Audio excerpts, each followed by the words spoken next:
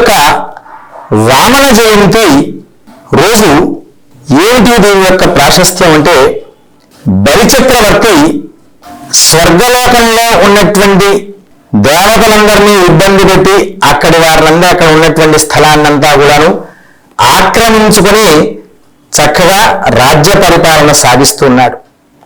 ఇలా సాగిస్తూ ఉన్నటువంటి సమయంలో దేవతలందరూ కూడా వెళ్ళేసి మహావిష్ణువు చెంత మొరపెట్టుకుంటారు.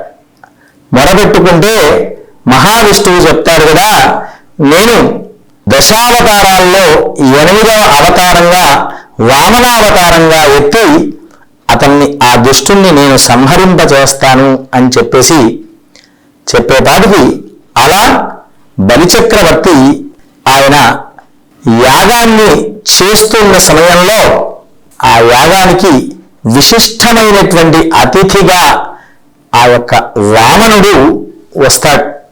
ఆ అతిథిగా వచ్చినటువంటి వామనునికి అర్ఘ్యపాద్యాదులు సమర్పించేసి, అయ్యా మహానుభావ మీకేం కావాలో కోరుకోమనంటే తనకు 3 పాద ధరణీం దాస్యామి అని చెప్పాడు.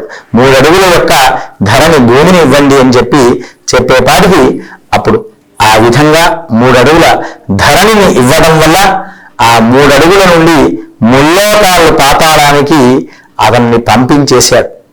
ఆ ధరణిని ఆక్రమించుకొని ముల్లోకాలను ఆక్రమించుకొని ఆ బలిచక్రవర్తిని పంపించేశాడు.